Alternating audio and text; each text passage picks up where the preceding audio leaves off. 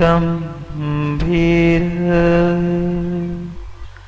स्याद्वान्मोघलाञ्छन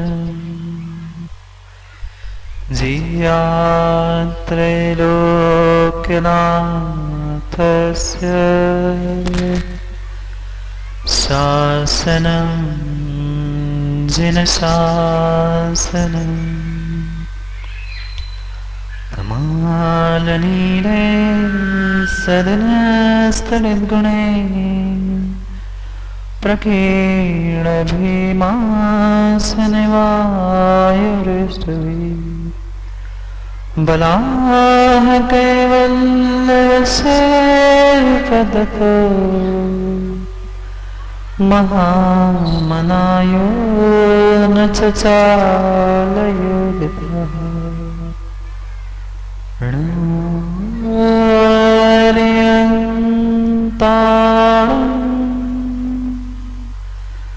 नमो सिद्धारं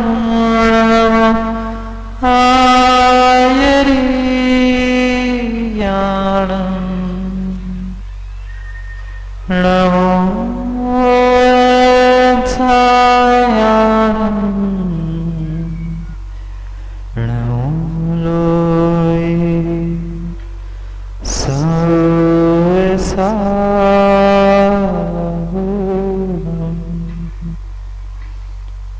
अनंत अनंत परम सिद्ध भगवान की 1008वीं आदिनाथ भगवान की 1008वीं पार्श्वनाथ भगवान की परम पूज्य आचार्य भगवान समंतबद्ध स्वामी की परम पूज्य आचार्य भगवान गुरुवर विशुद्ध सागर जी महाराज जी की सनातन जैन धर्म की जय बोलो परम पूजनीय मुनि श्री सुप्रभ सागर जी महाराज की, परम पूजनीय मुनि श्री पड़ा सागर जी महाराज की।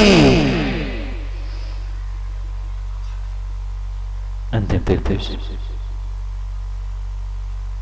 वर्धमान स्वामी के शासन में हम सभी रहते हैं और उनकी यह पावन पीयूष देशना हम सभी के लिए परम उपकारी है। अनादिकाल से हमारी आत्मा में जो जन्म जरा और मृत्यु रूपी रोग लगे, उन रोगों का उपशमन करने वाली कोई परम औषधि है तो वह एकमात्र यह जन्म भव्यात्मा एक इंसान जिसने एक मां के गर्भ से जन्म लिया, उसने अपने मनुष्य पर्याय को समझकर उस मनुष्य पर्याय को सार्थक कर लिया। वही इंसान जो मां के गर्भ से जन्म लिया, जिसने मां के गर्भ से जन्म लेके मनुष्य पर्याय को प्राप्त किया था, वह इंसान आज भगवान बन के बैठा। इतना आसान नहीं है श्रेयांश दादा। जितना जन्म लेना आसान है, जितना इंसान मनुष्य बनना आसान है, उतना ही भगवान बनना कठिन है। पर फिर भी स्वयं के पुरुषार्थ से उसने भगवान बनने की कला को सीख लिया और वह एक जीव निर्वाण को प्राप्त करके भगवान भी बन गया। चाहे कितने ही उपसर्ग परिचय भी क्यों ना आए, फिर भी जितने जितने उपसर्ग को प्राप्त करता रहा डॉक्टर साहब, उतना ही उतना वह जीव उत्कर्ष को प्राप्त होता रहा। एक तरफ उपसर्ग के ऊपर उपसर्ग होता रहा और दूसरी तरफ उस इंसान ने अपने उत्कर्ष की चरम सीमा भगवत्ता को भी प्राप्त कर लिया। कठिन है, कठिन है, कठिन है। मां भगवान बनने की कला सीख रहे थे। जैसे एक भोजन में माँ भोजन बनाना जानते हैं। खीर बनाई कभी? चावल की खीर बनाई कभी? चावल की खीर बनना जितनी कठिन है नहीं देखा होगा। कभी बनते हुए चावल के खीर को हमने नहीं परखा होगा। एक चावल का दाना, उसे तुमने दूध में रखकर अग्नि पे रख दिया। अगर चावल सोचता कि मुझे अग्नि पे रखा जा रहा है तो कभी भी खीर बनके सबके पास नहीं पहुंच सकता। कितनी बार वह चावल मां कभी बर्तन खोल के देखा?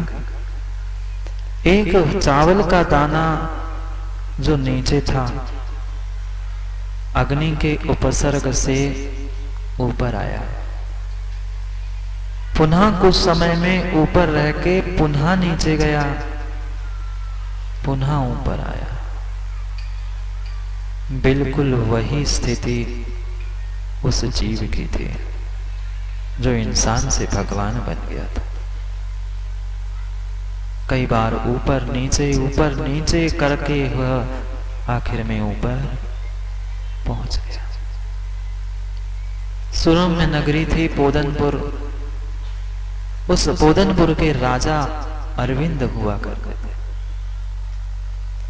ऐसे कहा जाता है, यथा राजा तथा प्रजा।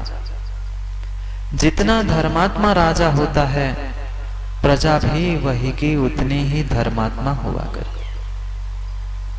राजा स्वयं धर्मात्मा था, प्रजा भी धर्मात्मा थी, मंत्री सेवक सभी धर्मात्मा थे। पर क्या करें, गेहूं कितना भी अच्छा हो पर बहुत बार वह गेहूं में ही तिरुला हो जाता। नहीं देखा अनिल भैया? बेचते तो गेहूं तो अच्छा था पर गेहूं के साथ साथ कभी एकाध दो तिरुले भी निकल जाते। राजा का राज्य बहुत अच्छे से चल रहा था। उनका विश्वभूति नामक का मंत्री भी बिल्कुल राजा के अनुकूल कार्य करने वाला था। पर जरूरी नहीं है पिताजी धर्मात्मा हो और बेटे भी धर्मात्मा हो, नहीं है। बहुत कम स्थानों पर, बहुत कम जगह पर ऐसा देखा जाता है कि पिताजी भी धर्मात्मा है और संतान भी धर्मात्मा।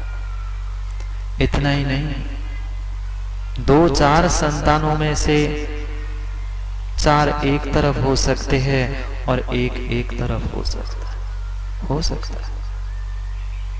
एक ही वृक्ष पर मीठा फल भी लगता है और एक ही वृक्ष पर कीड़ा लगा हुआ भी फल लग सकता है। अपना अपना पुण्य पाप। उस विश्वभूति मंत्री को 2 पुत्र थे। एक मात्र और मात्र पापों से भरा और दूसरा मात्र पुण्य से भरा, या ऐसा कह दो एक अमृत की बेल थी और दूसरी मात्र विष की बेल थी। समय बीतता गया। विश्वभूति जो मंत्री था, उस मंत्री को अपनी वृद्धावस्था समझकर उनको वैराग्य हो गया। अरविंद राजा का मंत्री, उसे वैराग्य हो गया। उसने दीक्षा भी धारण कर ली। अब मंत्री का पद खाली रखा। राज्यसभा में मंत्री का पद खाली हो गया। किसे मंत्री बनाया जाए? किसे मंत्री बनाया जाए? मंत्री बनाने के लिए विचार विमर्श शुरू हुआ। पहले जमाने में ऐसा चलता था, जो राजा, जो मंत्री, उसके ही आने वाली संतान को ही पद दिया जाता था। कई स्थानों में अभी भी ऐसी ही व्यवस्था है। पर ध्यान रखना आज जितनी जितनी स्पर्धा प्रदीप भाई चल रही है, मात्र श्रेष्ठ बनने की चल रही है। श्रेष्ठ बनने से या ज्येष्ठ बनने से कोई महान कोई बड़ा नहीं बनता। क्या चल रहा है? छोटा भी है बड़ा भी है, हर कोई अपने आप को श्रेष्ठ साबित करने के लिए दौड़ रहा है। भाई दोनों थे, कमठ मरुभूति। जो विष की बेल थी कमठ था, वह ज्येष्ठ जरूर था पर उसके पास श्रेष्ठता नहीं थी। क्या आप लोगों ने कंचेदी दाऊ नहीं देखा? व्यक्ति बहुत उम्र से ज्येष्ठ तो हो गया, पर जरूरी नहीं है उसके पास श्रेष्ठता हो। कमठ ज्येष्ठ जरूर था पर उसके पास श्रेष्ठता नहीं थी। सर्वांग में उसके पाप भरा था। राजा ने भाप लिया था, समझ लिया था, अब राजा का मंत्री पद देना था। बड़े भाई को दूं कि छोटे बेटे को दूं? कमठ बड़ा पुत्र था, ज्येष्ठ था, उसको दे दो तो राज्य का अकल्याण हो जाएगा। मैं धर्मात्मा, प्रजा धर्मात्मा, और ये पापी अगर मंत्री बन गया तो प्रजा का क्या होगा? राजा ने निर्णय कर लिया, कुछ भी हो जाए मैं छोटे मरुभूति जो न्याय नीति और धर्म से जीता है, मैं उसको ही मंत्री पद दे दूंगा। होना क्या था? वैसे ही स्पर्धा थी।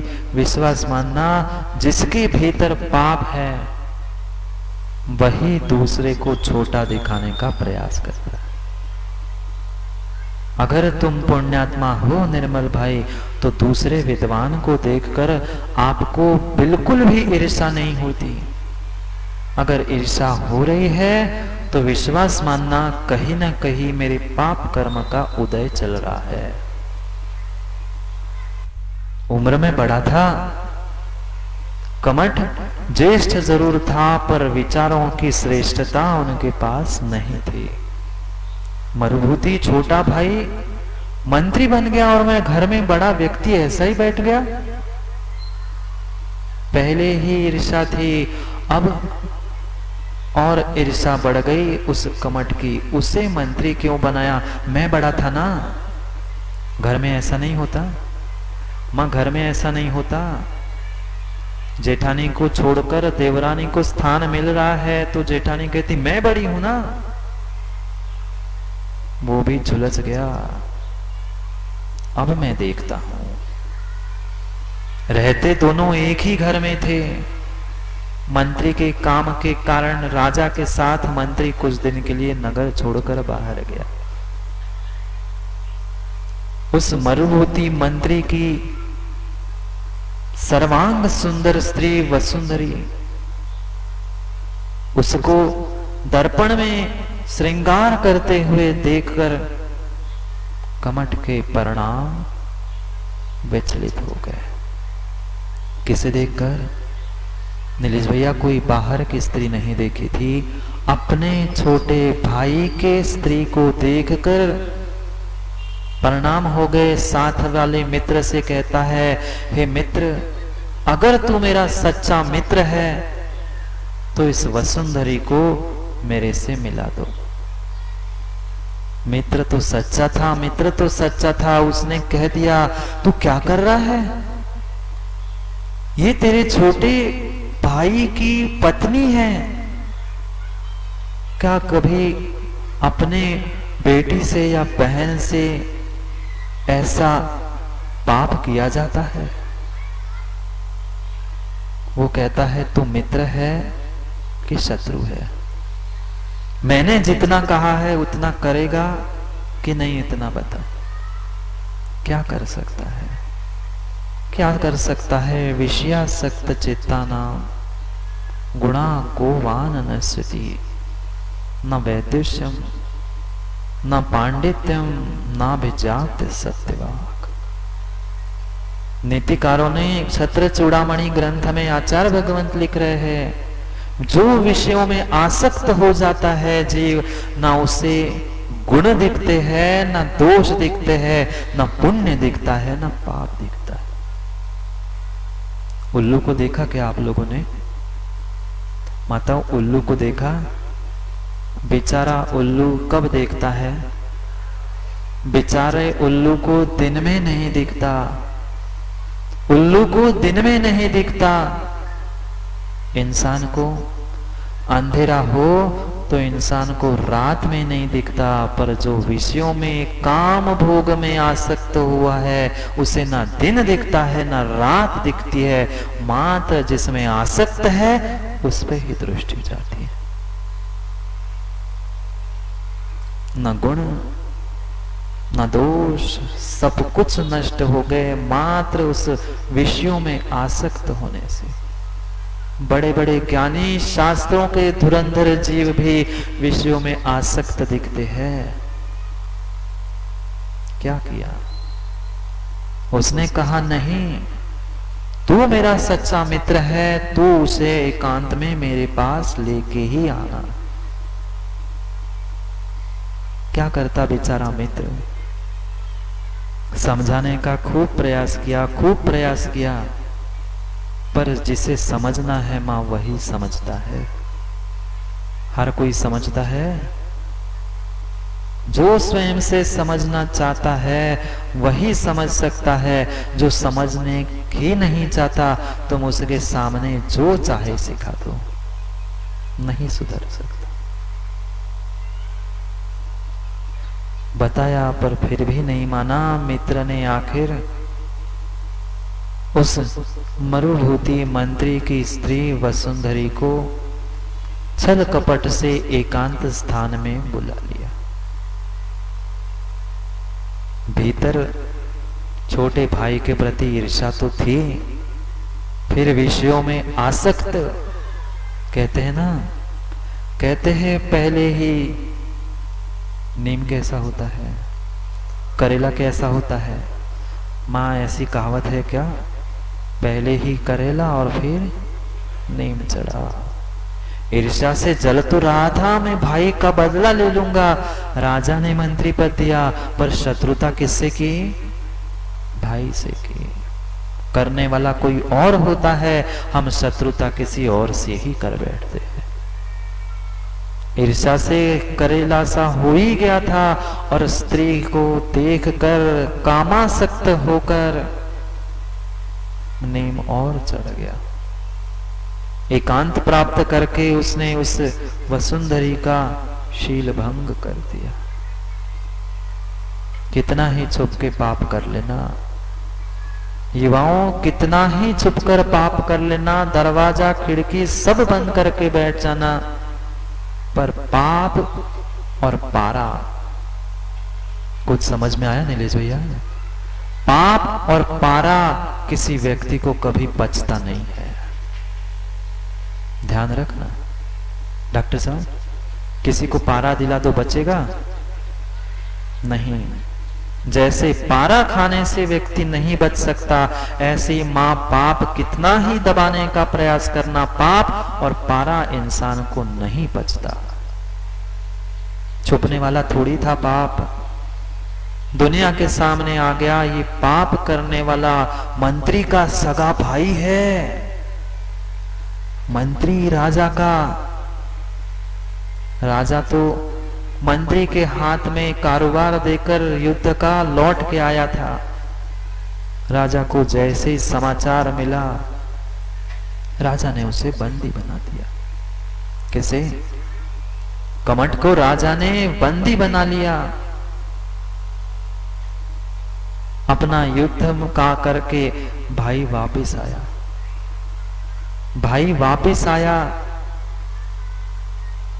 उतने में उसने सुना भाई के साथ क्या कर दिया।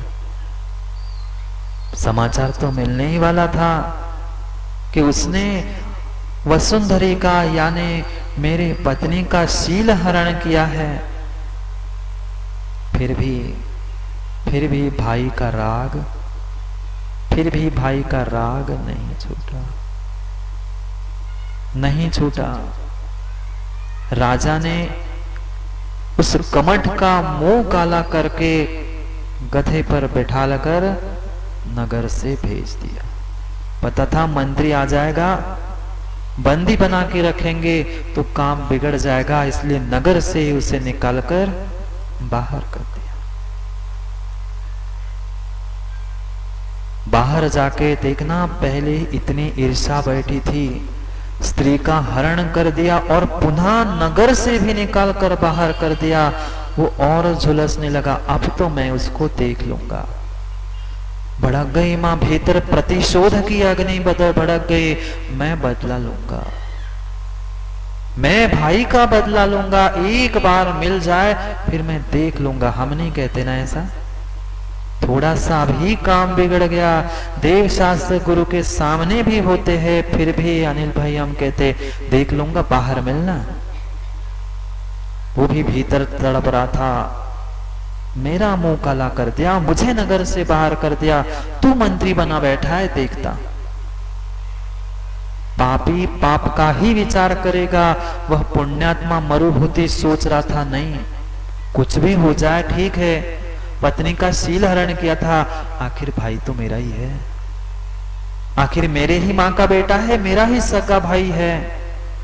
राजा से बेनती की कि राजन बस एक बार उसके पास पहुंचना है, उसको वैराग्य हो गया है, वह तपस्वी बनकर जंगल में खड़ा है। मिथ्यात्व नहीं छूटा था, पर संसार से झूठा वैराग्य नहीं था, द्वेष से भरा हुआ था। तापसी बनकर खड़ा हो गया था जंगल में, हाथ में पत्थर लेकर सर पे खड़ा था। लोगों को लग रहा था तपस्या कर रहा है, बाहर से दिखने से तपस्या नहीं होती, भीतर तो झुलस रहा था कि कब भाई आ जाए, कब मैं उसको समाप्त कर दूं। राजा ने खूब समझाया, अरविंद राजा ने खूब समझाया, भाई के राग में मत आना। पापी के वह सर्प को देखा क्या, सर्प के तो मात्र वह कंठ में थैली में जहर होता है, पर अनिल भाई पापियों के तो सर्वांग में जहर भरा बैठा है। हाँ, वह सर्प डसे तो प्रदीप भाई तुम्हारी एक पर्याय चली जाएगी, पर त्रिलोक भाई अगर पापी काट ले, ऐसा सर्प जैसा नहीं काटता, वो कान ही काटता है। एक बार उसने काट लिया, तुम्हारे परिणाम बिगड़ गए, भव तुम्हारे बिगड़ गए। सर्प से भी खतरनाक कोई है तो पापियों की संगत है, दुर्जनों की संगत है। राजा की बात उसने भी नहीं मानी, वो कह रहा नहीं, एक बार दर्शन बस करके आऊं, तापसी बना है मेरा सगा भाई, निवेदन करके आता हूं। आ गया तो अच्छी बात है। जंगल में पहुंचा, हाथ जोड़ के निवेदन ही कर रहा था कि भाई चलो। निवेदन करके जैसे ही उसने नीचे झुका, हाथ का पत्थर उसके सर पर पटक दिया। पर्याय खत्म। मरुभूति की पर्याय आत्र रौद्र परिणामों के साथ उस जीव ने छोड़ दी।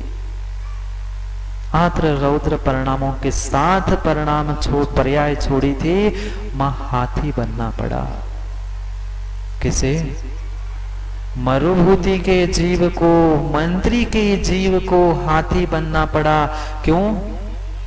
जीवन भर तो धर्म ध्यान कर रहा था ना सिंगे जी,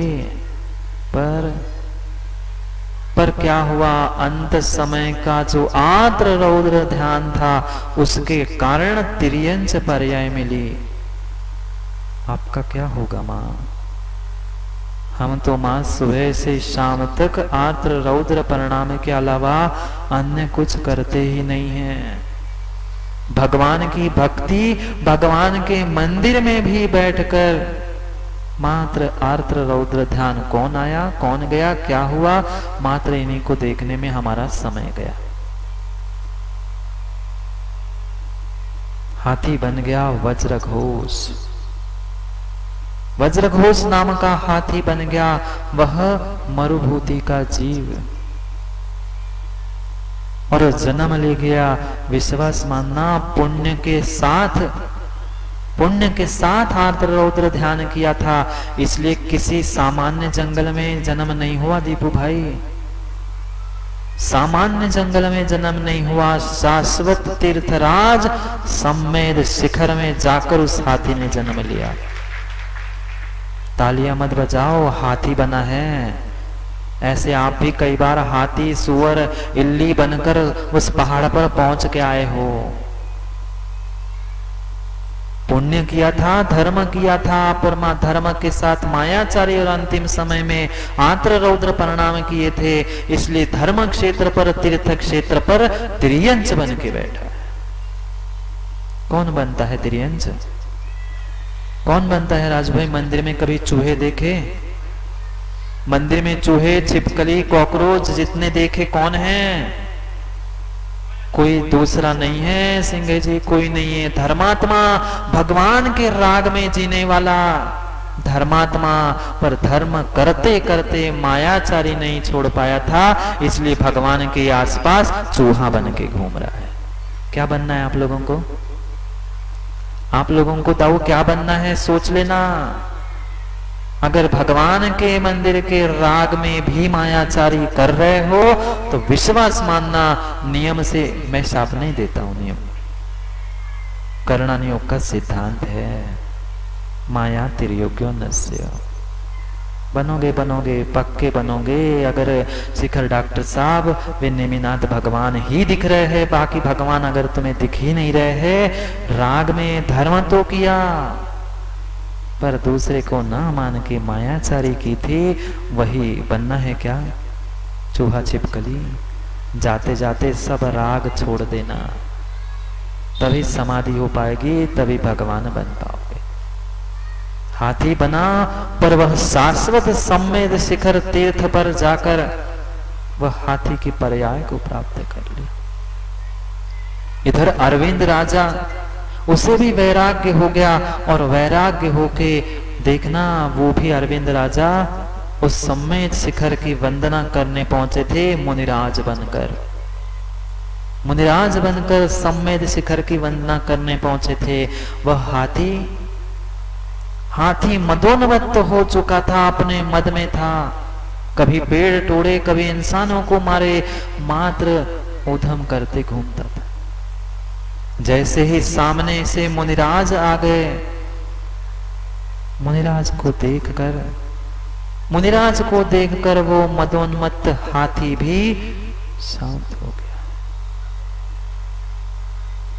राजा को, यानी मुनिराज जो अरविंद बन चुके थे, उनको जाति स्मरण हो गया। उन्होंने अपने ज्ञान से समझाना प्रारंभ कर लिया। देखो, तू मेरा मंत्री था, मैंने खूब समझाया था, मां खूब समझाया था, मान लो ना। अगली पर्याय में तिर्यंच बन के मत मिलना।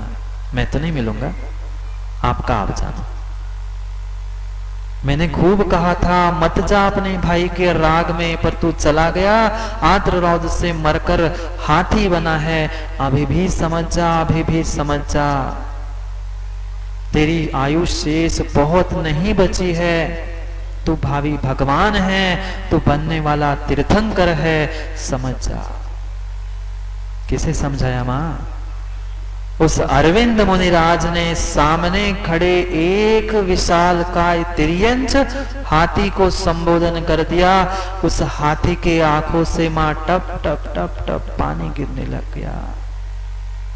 प्रतिबोध हो गया, हाँ मेरी गलती हो गई। उसने अपनी गलती स्वीकार कर ली, और गुरु के सामने बैठे बैठे हाथी ने श्रावक के व्रत धारण कर लिए।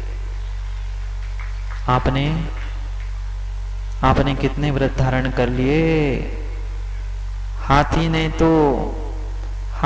तो श्रावक व्रत धारण कर लिए। हाथी था युवराज। हम इंसान होकर अभक्ष भोजन, रात्रि भोजन नहीं छोड़ पा रहे हैं। वह पानी भी पीता था तो पत्थरों से टकराया हुआ बहता पानी पीता था, जमा हुआ पानी नहीं। तिर्यंचों के लिए वही प्रासुक है। पत्ते भी खाता तो सूखे पत्ते उठा उठा कर खाता। हम तो चातुर्मास हो चाहे कोई भी मौसम हो, हम तो हरी पत्ती के अलावा महाराज खाते ही नहीं है। कर दिया क्या त्याग राजू भाई? धनिया पत्ती, मीठा नीम, मेथी पालक, कितने, अरे वह बेचारे हाथी ने तो हरी सब्जी हरी पत्ती खाना छोड़ दिया, और कैसे त्रिलोक भैया है कि 4 महीने के लिए पत्ती का त्याग नहीं कर पाते। नहीं खाते ना माता आप लोग? महाराज जी जैसे हाथी ने सूखे पत्ते खाए, हम भी हरे पत्ती को सुखा के रख रहे हैं। पर्यूषण में 10 दिन हरी नहीं खाएंगे। हाँ, आज से ही मां सुखाना शुरू हो गया होगा ना, नींबू कपड़े पे डाल के सुखा के रख दिया, पर पर्यूषण में कड़ी बना के खाएंगे। हाथी तो बेचारा मां सूखे पत्ते चुन चुन कर खाने लग गया था। हाथी जैसा विशालकाय पानी प्रासुक पत्थर से टकराया हुआ सूखे पत्ते, जिसका पत्तों के अलावा भोजन नहीं था, उसने तो पत्ते खाना छोड़ दिए हरे। श्रावक व्रत धारण करके अब शरीर तो शरीर था, इतना सारा खाने वाला सूखे पत्ते कितने मिलेंगे? शरीर अपने आप कृश हो गया, और एक दिन पानी पीने के लिए जलाशय में पहुंच रहा था कि वहां के कीचड़ में उसका पैर फंस गया। वही कमठ का जीव जो आर्द्र रौद्र परिणाम से तापसी बना था, उसने भी मृत्यु प्राप्त कर ली। देखना नियोग ऐसा ही नियोग हुआ करता है, और जैसा नियोग होता है विश्वास मानना वैसा ही संयोग हुआ करता है। क्या हुआ विनय शास्त्री जी? वही जिस जलाशय में पानी पीने हाथी गया था, वही कमठ का जीव अगंधन नाम का सर्प बनकर उसी पानी में रहने लग गया था। नियोग था सो पुनः ऐसा संयोग हो गया, शरीर कृश हो गया था, सर्प ने वही पानी में उस हाथी को डस लिया। मां हाथी ने सल्लेखना समाधि धारण करके अपने उस हाथी पर्याय को पूर्ण कर दिया। हाथी ने तो अपना कल्याण कर लिया, हाथी श्रावक बन गया, पर ये इंसान श्रावक अभी श्रावक नहीं बन पाया। खेद की बात है। हाथी तो आज से श्रावक बन गया, पर श्रावक 10 बार सोचता है, आलू प्याज के लिए सोचता है, रात्रि भोजन छोड़ने के लिए सोचता है। उस अगंधन सर्प ने वहां उसको डसा, मृत्यु हो गई। उतने से कितने से मात्र चंद दिनों के उस श्रावक व्रत के कारण, प्रासुक भोजन के कारण वह 12वें स्वर्ग में शशिप्रभ नाम का देव बन गया। कौन? मरुभूति का जीव 12वें स्वर्ग में पहुंचा, क्योंकि श्रावक के व्रत तिर्यंच ने धारण किए थे। देखना कैसे दिन थे।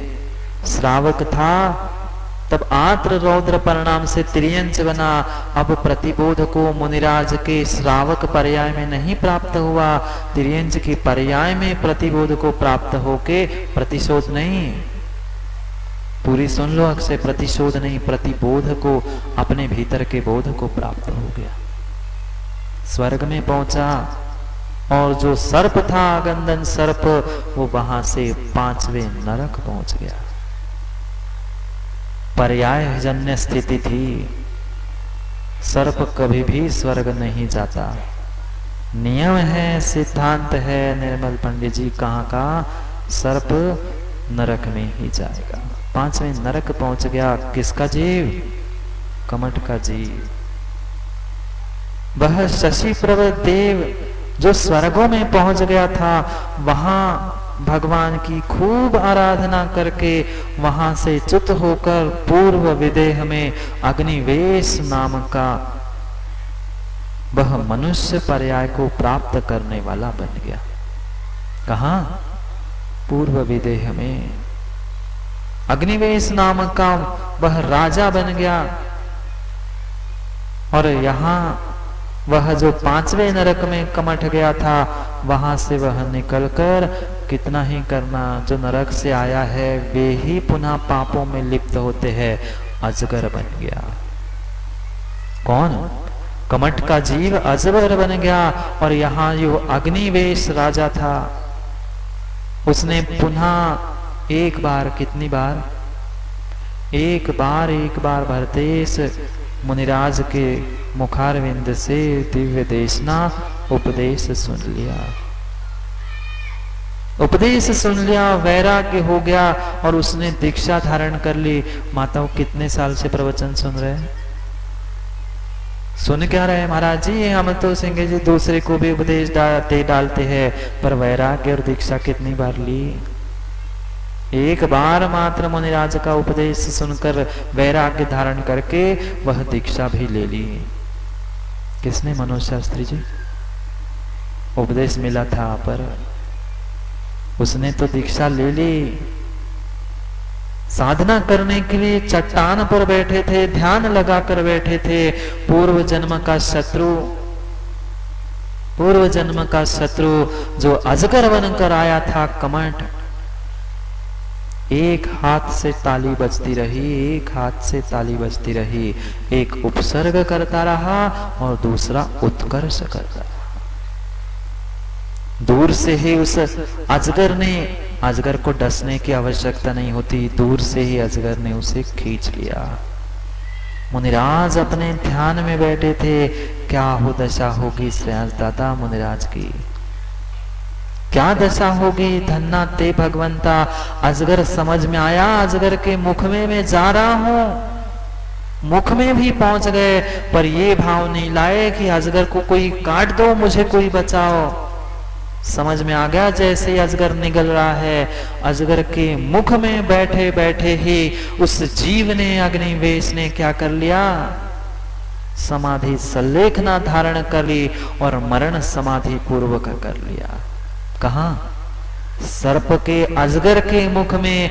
मां हम घर में बैठकर समाधि संलेखना नहीं कर पाते, मुनिराज अजगर के मुख में बैठकर समाधि कर गए। पुण्यात्मा ही कर सकता है, पुण्य के अभाव में संभव नहीं है। वहां से उस मनुष्य पर्याय को छोड़कर पुनः पहुंचा वह मरुभूति का जीव स्वर्ग में। कौन से? 16वें स्वर्ग में। अब नीचे नहीं, पहले 12 अब 16।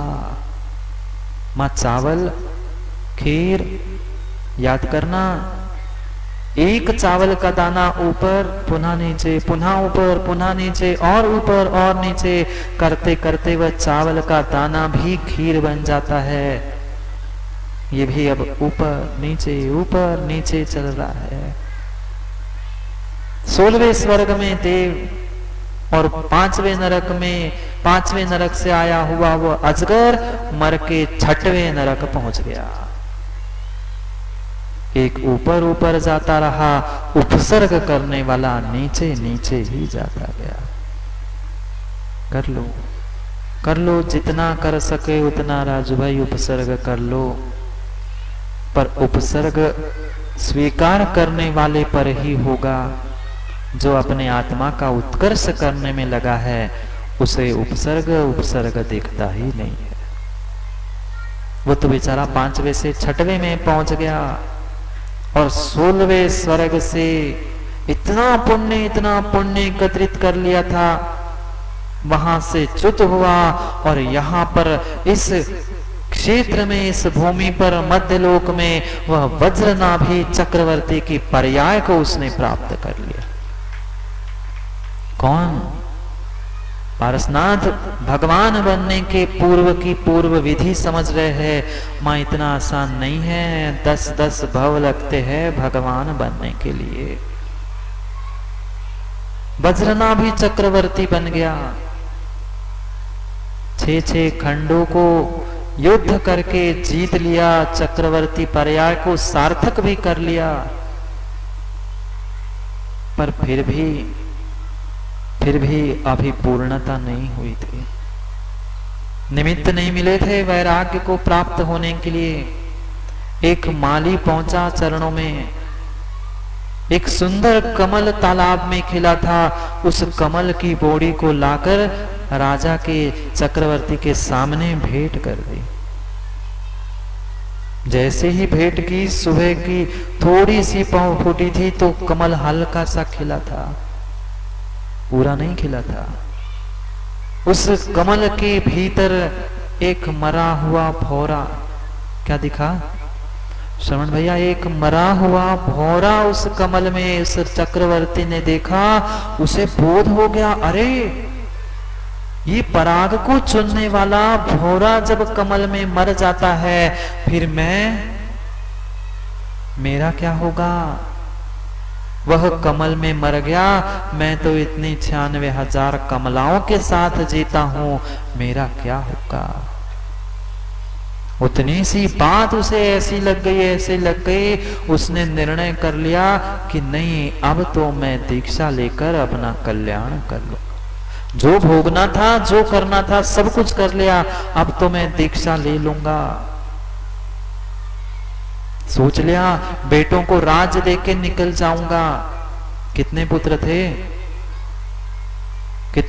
थे माँ? 1000 पुत्रों को टीका करके, तिलक करके, राज्य तिलक करके जाने का विचार किया, पर बेटे ने, आज के बेटे नहीं थे रोहित, आज का होता तो कहता एक राज्य के और 2-4 हो तो देके चले जाओ। राजा ने जैसे ही चक्रवर्ती ने कहा मैं आपको तिलक कर रहा हूं, सभी बेटों ने हाथ खड़े किए। नहीं, जिसे आप विष बेल मानकर संसार को, राज्य को छोड़ के जाना चाहते हो, ये आप हमारे गले में क्यों टांग रहे हो? हमें नहीं चाहिए राज्य, हमें नहीं चाहिए। जो सोच आपकी, वो सोच हमारी। किसी ना किसी को तो राज्य देना था, किसी ना किसी को राज्य देना था। 6 महीने के पोते को राज तिलक कर दिया और 1001 मुनिराज बन गए। 1000 पुत्र और एक पिता, 1001 ने जैनेश्वरी दीक्षा धारण कर ली। कितने महीने के पोते को? हम तो सोचते हैं बेटा 50 का भी हो जाए, अभी बेटा ही है पिता के लिए, अभी बेचारा लाइन पे ही नहीं लगा है। उसके पोते भी हो गए, बेटे के पोते हो गए, तो भी हम लाइन पे नहीं लग पाए। 6 माह के पोते को तिलक करके 1001 राजा और राजकुमार ने दीक्षा धारण कर ली। परिग्रह पोट उतार कर, पढ़ा है क्या मां? परिग्रह पोट उतार कर लीनो चारित पंथ, निज स्वभाव में, नहीं याद आप लोगों को? बोलो ना, निज स्वभाव में फिर हुए वचनाव निर्ग्रंथ। बस दीक्षा ले ली, बीज राख फल भोगवे, वैराग्य भावना धारण कर ली और दीक्षा लेकर लीन हो गए निर्ग्रंथ पद में। किसी की प्रशंसा, किसी की बुराई, किसी से कुछ नहीं लेना देना, नहीं कुछ लेना देना। चाहे तुम अच्छा कह दो जैनो भाई कुशदेव जी, चाहे बुरा कह दो, अर्घावतारण असी प्रहारण में सदा समता है। धन्य है वे धरती के देवता। चाहे तुम उनके सामने प्रशंसा के सुमन बिखेर दो, चाहे तुम उठा के उनके ऊपर बदनामी के, लांछन के पत्थर भी क्यों ना पटक देना, वे सब के लिए एक सा ही आशीर्वाद देते हैं। नहीं है कोई राग द्वेष, नहीं है उनमें कोई मतभेद, सबके लिए समान, सबके लिए समान। वह जो वज्रनाभि चक्रवर्ती था दीक्षा लेकर बैठ गया। ध्यान करने बैठे थे जंगल में, पुनः पहुंचा वही संयोग, पुनः वही संयोग हुआ। ऐसा ही नियोग था, वही पूर्व जन्म का शत्रु भील बन के पहुंचा। उसी जंगल में वह भील बन के घूम रहा था। जैसे ही पूर्व शत्रु को देखा, क्या करूं अभिनंदन भाई, पूर्व जन्म के कर्म नहीं होते तो हमारा अच्छा भी संयोग नहीं होता, या किसी से बुरा संयोग हो रहा है, किसी को बुरा भी लग रहा है, तो वो मेरे ही पाप कर्म का, पिछले कर्मों का उदय है। क्या कर सकते, भगवान नहीं समझा सकते हैं, मैं कौन समझा सकता। वहां जैसे ही ध्यान में बैठे थे, उसे आ गया समझ में, ये मेरा पूर्व जन्म का बैरी है। खींच लिया बाण और दूर से ही वह बाण को उस लक्ष्य की ओर, वज्रनाभि मुनिराज की ओर छोड़कर चुभा दिया बाण। आप नहीं चलाते बाण, आप नहीं चलाते बाण माताओं, आप नहीं चलाते बाण। अभी हाँ कहोगे, कोई धनुष कोई बाण हमारे पास नहीं है, पर ये बाण से क्या कम बाण है? किसको छोड़ा इस बाण से मारने के आज तक? वह बाण धनुष तो कभी आज तक हमने हाथ में नहीं उठाया है, पर गुलाब भाई वह वाणी का बाण हमने कितनों को मारकर गजेंद्र भैया बेहोश कर दिया है। वाणी से नहीं किया, कर दिया। कम कर दो, कम कर दो, बाण चलाना कल्लू कम कर दो। हाथ तीर कमान के बाण नहीं चलाते, वाणी को ही हमने बाण बना के रखा है। जिसे बाण मार रहे हो उसे कुछ नहीं होगा। जैसे ही बाण लगा वे तो लीन हो गए, पर्याय यही की यही रह गई, वे तो पुनः पहुंच गए स्वर्ग में। तुम पर्याय को ही देखते रहोगे, बाण भी मारोगे तो मात्र पर्याय को मारोगे। सनन भैया दवाई भी दोगे तो मात्र पर्याय को ही दे पाओगे, जीव द्रव्य का अच्छा भला बुरा कुछ नहीं कर पाओ। जैसे ही बाण लगा, चक्रवर्ती की पर्याय वहीं पे समाप्त हो गई। और ऊपर 12वें से 16वें में पहुंचे थे, मां उसके भी ऊपर मध्यम ग्रहविक में जाकर वह अहमेंद्र बन गए। देखो कैसी उन्नति चल रही है। एक सीढ़ी ऊपर, पुनः नीचे और जोर लगाया, और ऊपर, पुनः नीचे आके पुनः जोर लगाया, और ऊपर मध्यम ग्रहविक में जाकर अहमेंद्र बन गया, वह मरुभूति का जीव। वहां उसने इतना बड़ा उपसर्ग किया, 5वें से 6वें में, 6वें से 7वें में। देखना कितनी सुंदर व्यवस्था थी। तिर्यंच कभी भी 7वें नरक नहीं जा सकता। 7वें नरक जाने की शक्ति आप ही लोगों के पास है, आप मतलब इंसानों के पास है। मनुष्य पर्याय से ही जीव 7वें नरक में जा सकता है, अन्य कोई नहीं, अन्य कोई नहीं। इनके भी हाँ बस की बात नहीं है तिलक भाई, इनके भी बस की बात नहीं है 7वें नरक जाने की। 7वें नरक जाने की शक्ति मात्र और मात्र पुरुष पर्याय को ही दी गई है। स्त्री पर्याय 7वें नरक में जा ही नहीं सकता जी। सोच लो, कॉलर खड़ी कर दो। कॉलर खड़ी नहीं करना, शर्म से मुंडी नीचे कर लो। मनुष्य पर्याय में ही, नर पर्याय में ही जो पुरुष बना है वो ही सिद्ध बन सकता है, और वही 7वें नरक जा सकता है। अजित भैया अन्य कोई नहीं, स्त्री नहीं जा सकती, तिर्यंच नहीं जा सकती। वह पहुंच गया, भील बना था ना, मुनिराज पर बाण चलाया था, मुनिराज पर बाण चलाया था, वह 7वें नरक पहुंचा था। राजू तुम चलाओगे, कहां पहुंचोगे? पंचम काल के हो, वहां भी शायद जगह मिले कि नहीं पता नहीं है। 7वें नरक में पहुंच गया, वह अहमेंद्र हो गया मध्यम ग्रहविक में जाकर। वहां से च्युत हुआ, वह महामंडलेश्वर आनंद राजा की पर्याय को उसने प्राप्त कर लिया। किसने किसने कर लिया? मरुभूति के जीव ने। अरे समय तो हो गया, बंद कर दो मां, समय हो गया, बंद कर दो। भगवान फिर बीच में ही लटके रह जाए। भगवान का बस मोक्ष हो जाए, फिर आपका भी यहां से अभी लाडू चढ़ाना है, भाग मत जाना। वह आनंद राजा की पर्याय को प्राप्त कर लिया। कहां से? ग्रहवेग से अहमेंद्र की पर्याय को छोड़कर वह आनंद राजा मंडलेश्वर की पर्याय को प्राप्त कर लिया। बस आयु पूर्ण होने के समय आने से पहले ही उन्होंने युद्ध सब कुछ कर लिया। पर जैसे ही दर्पण में अपना चेहरा देखने के लिए पहुंचा, कौन? आनंद राजा दर्पण में अपना चेहरा देखने के लिए पहुंचा।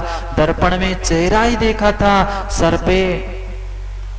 पे एक कितना, अपने अपने बालों को देख लो, दर्पण में देख लो दादा कितने बाल सफेद हो गए।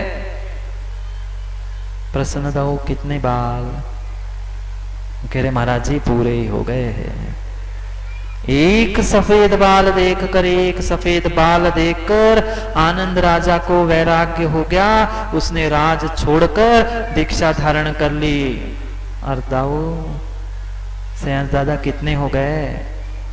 अच्छा, श्रेयांश दादा कह रहे महाराज जी उनका एक हुआ तो उसलिए वैराग्य होता, हमारे सभी हो गए, हम काहे को वैराग्य पाते? सोचो, एक बाल सफेद देखकर राजा को वैराग्य हो गया। भौरे को मरा हुआ देखकर वैराग्य हो गया। हम कितनों को पहुंचा के, जला के, खारी करके, सब करके आ जाते हैं, पर अजित भैया वैराग्य नहीं होता। हाँ, कितने ही ऊपर से मायाचारी के खिंचाव लगा के बैठ जाना। कहां गए वे विक्रांत बजाज? छुप के बैठे होंगे कहीं पे। कितना ही खिंचाव लगाना, कितना ही रंग करना।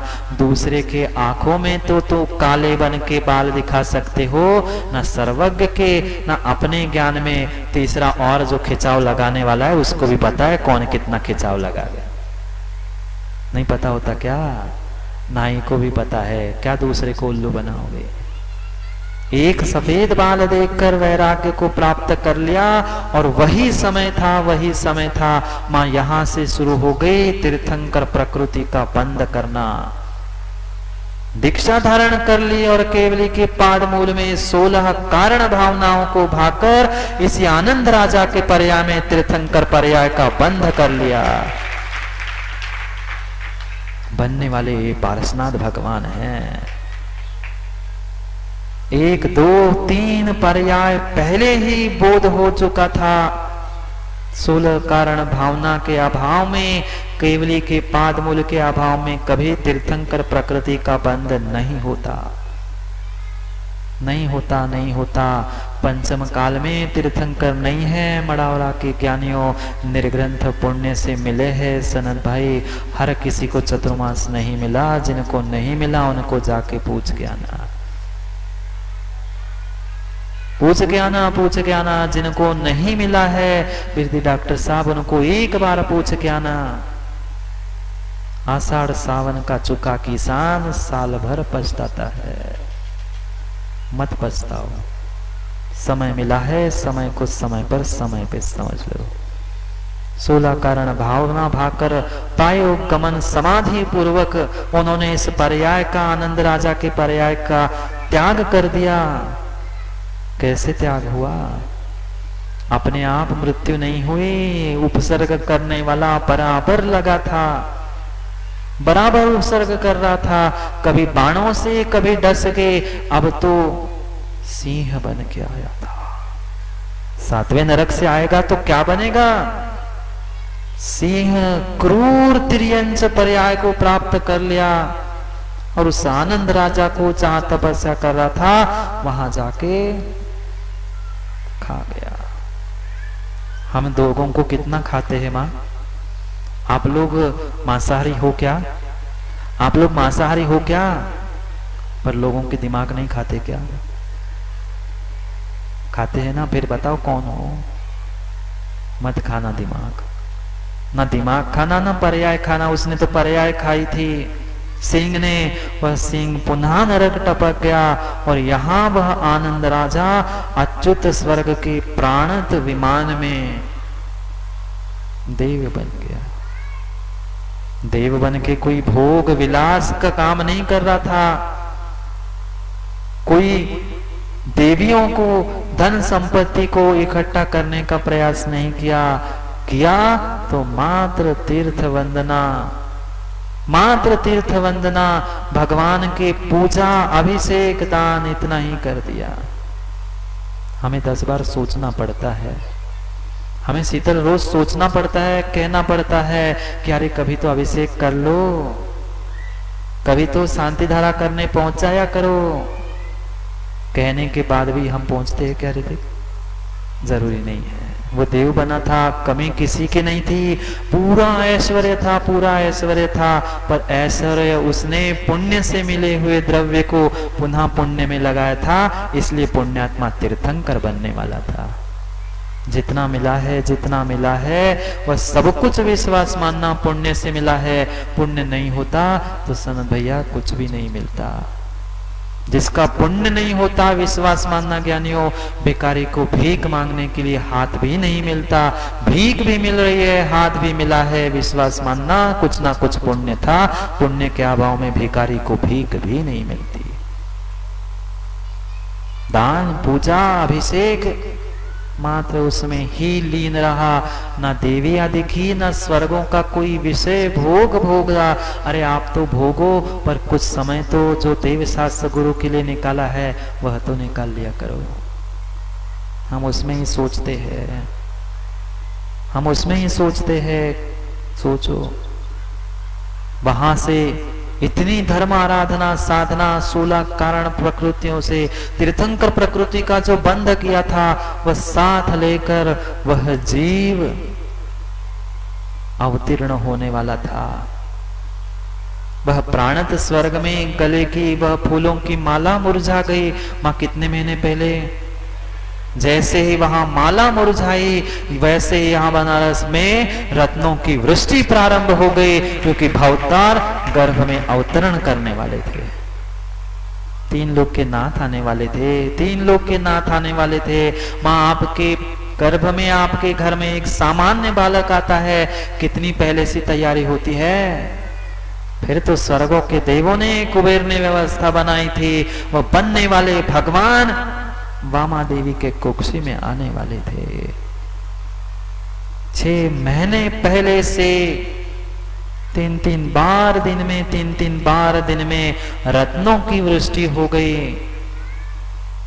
3.5 करोड़ रत्नों की वृष्टि होती थी। तुम्हारे घर में कितने कांच के टुकड़े? 3.5 तो है क्या, करोड़ नहीं। 3.5 करोड़ रत्नों की वृष्टि हो गई। गर्भ कल्याणक मनाया। उसके बाद 6 महीने पूर्ण होने पर वैशाख कृष्ण द्वितीया को वही देवों ने जन्म कल्याणक मनाया। वामा देवी अश्वसेन के उस घर में वह नन्हा मरुभूति का जीव अपने बनने वाली तीर्थंकर पर्याय को प्राप्त करके खेलने लग गया। देखना कहां से कहां पहुंच गया जीव, कहां से कहां पहुंच गया। सबके दिन एक से नहीं होते, अक्सर सब दिन भी एक से नहीं होते। कहां हाथी, कहां मंत्री और कहां बनने वाला भगवान तीर्थंकर। ये तो समता रखते गए, उत्कर्ष करते गए, पर उपसर्ग करने वाले ने अभी भी उपसर्ग करना नहीं छोड़ा। कोई दूसरा उपसर्ग करने नहीं आता। मां विश्वास रखना, जितना हमने अपना मान के रखा है, वे ही अपने उपसर्ग करने पहुंचते हैं। बाल क्रीड़ा कर रहा था एक तापसी, सबको पता है, एक तापसी उस लकड़ी को जला रहा था। कौन था? कोई दूसरा नहीं था, वामा देवी का पिता महिपाल, जो पारस कुमार का नाना था, सगा नाना। कमठ का जीव नाना बना था। जैसे तैसे पुण्य को प्राप्त करके उसने मनुष्य पर्याय प्राप्त कर ली थी, पर मिथ्यात्व विगलित नहीं हुआ था। तापसी बना था, पंचाग्नि तप तप रहा था। पहुंचा क्रीड़ा करते करते, क्या कर रहा है? तापसी उस लकड़ी में जीव है, क्यों जीवों को मार रहा है? क्रोध आ गया, तू कौन? मैंने तेरे मां को जन्म दे के, क्या ये सुनने के लिए तेरे मां को जन्म दिया था? ऐसा नहीं कहते ना, मैंने तेरे पिता को तेरी मां को क्या इसलिए जन्म दिया था कि मैं पोते से कुछ सुनूं? तुमसे कुछ सुनने के लिए मैं तेरे मां को जन्म दे के यहां नहीं आया हूं। मत सुना मुझे, मुझे पता है। फिर भी कहा, फिर मैं कह रहा हूं, एक बार देख तो लो उस लकड़ी को तोड़कर। जैसे ही लकड़ी के उसे तोड़कर देखा, अर्ध जले नाग नागिन निकल पड़े। अर्ध जले नाग नागिन निकल पड़े। पारस कुमार ने उनको तो संबोधन कर दिया, पर इधर तापसी कहां सुनने वाला था। सुनाई तो सबको देता है, कपूर चंद दादा सबको बराबर सुनाई देता है, पर सुन के उतारना बिरला ही सीख सकता है, हर कोई नहीं सीखता, नहीं सीख सकता।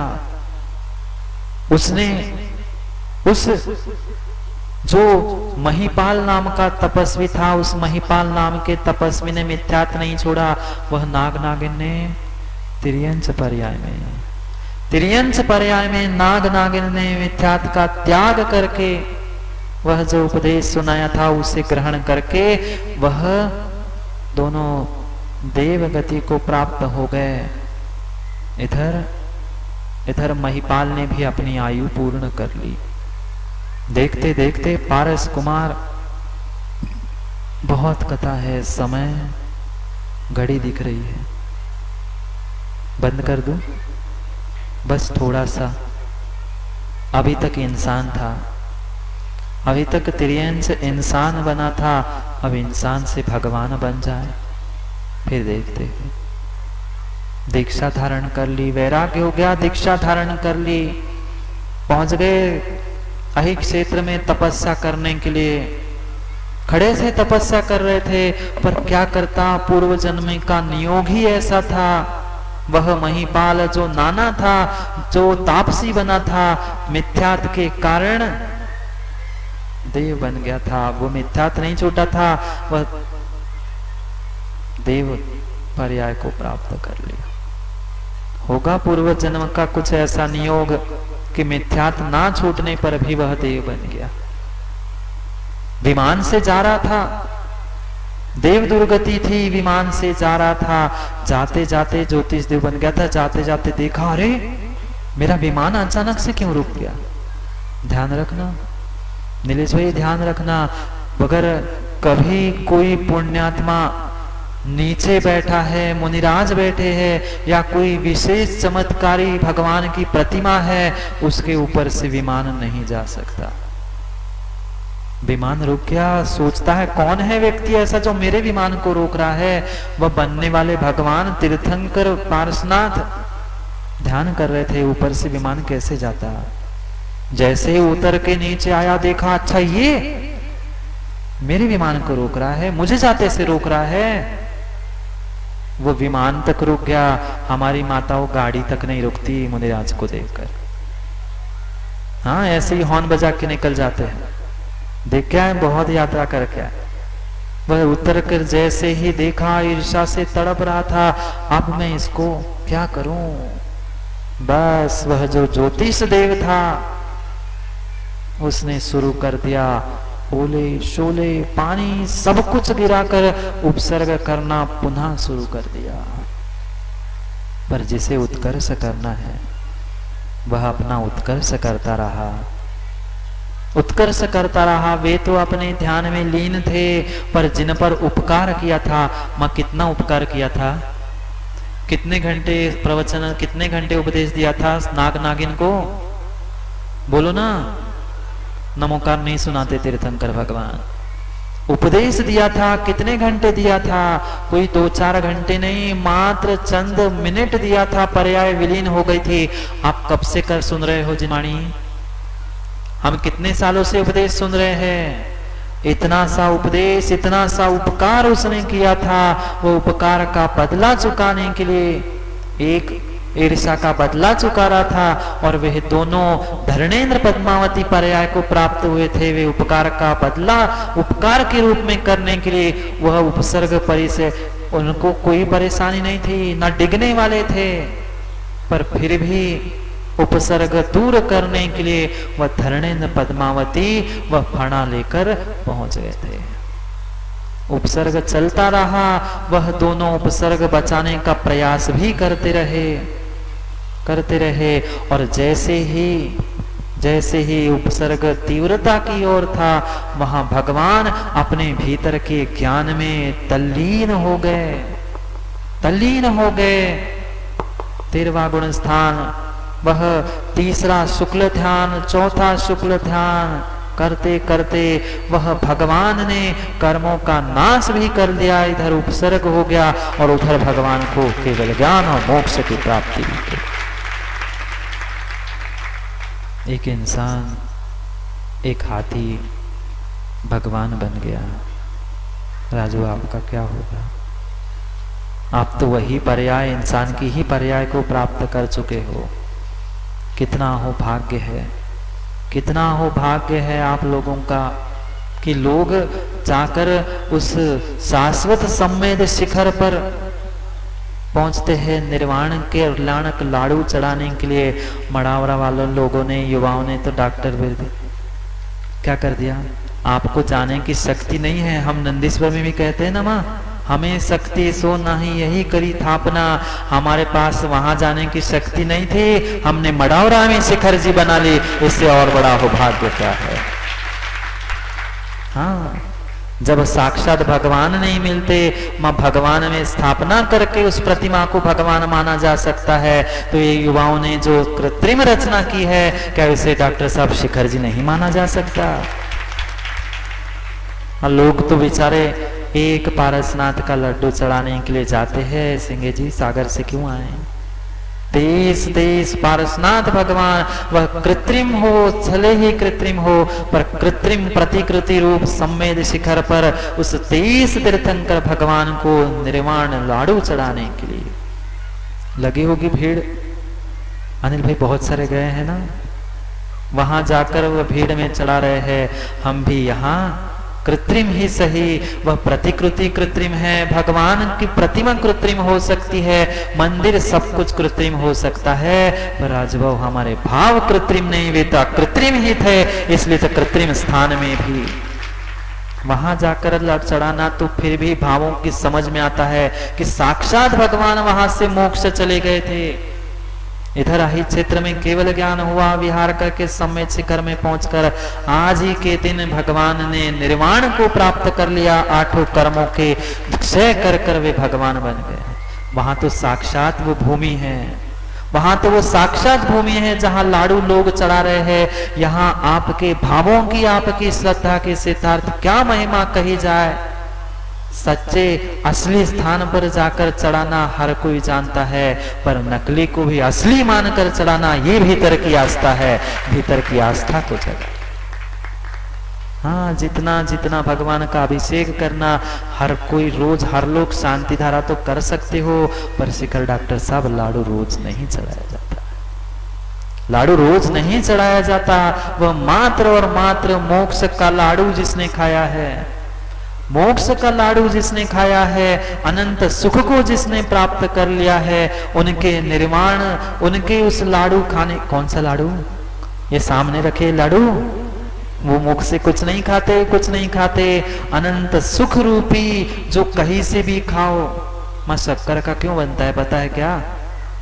लाडू शक्कर का ही क्यों बनाया जाता है? शक्कर का लड्डू तुम चाहे कहीं से खाओ, ऊपर से खाओ, नीचे से खाओ, इधर से उधर से, कहीं से भी खाओ, वह शक्कर मीठी ही मीठी होती है। ऐसा उनका अनंत सुख है, चाहे ऊपर से सुख ले, नीचे से सुख ले, वह चतुरंग चारों तरफ से सुख ही सुख होता है। निर्वाण का सुख, शाश्वत सुख लड्डू का प्रतीक है, इसलिए वह निर्वाण कल्याणक का प्रतीक लड्डू चढ़ाया जाता है।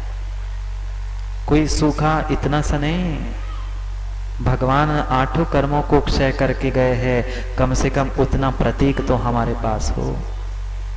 कितने प्रदीप भाई पुण्यात्मा हो, लोग वहां जाकर लाइन में खड़े होकर लाड़ू चढ़ाएंगे, असली स्थान पर जाके लाइन में धक्का बुक्की करके लाड़ू चढ़ाएंगे। तुम्हारे लिए तो डॉक्टर साहब आपने सबने मिलकर यही व्यवस्था कर ली है।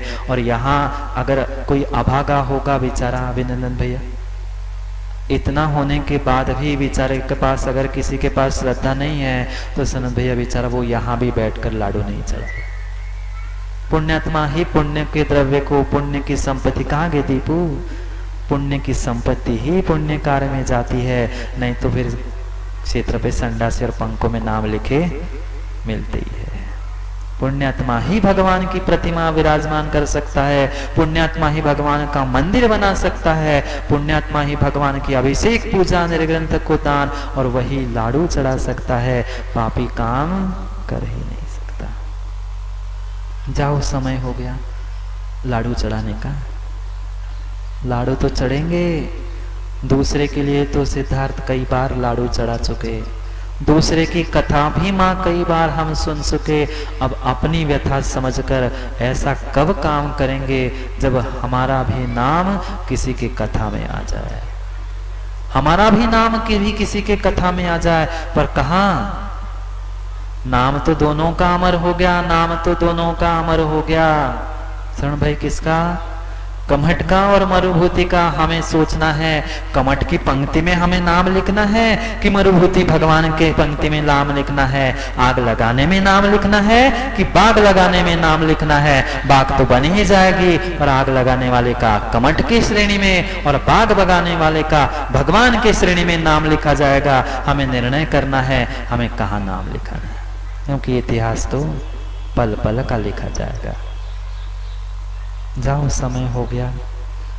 माँ चावल से खीर बन गई, चावल से खीर भी बन गई, ऊपर नीचे करके। वह मरुभूति का जीव भी मनुष्य स्वर्ग, स्वर्ग मनुष्य तिर्यंच करते करते भगवान बन गया। और तुम भगवान के उस आकार को प्राप्त होकर अगर भगवान नहीं बन पाओगे तो क्या सार्थक रहा? कल पुनः समझेंगे। कल नहीं आओगे नीलेश भैया? व्यापार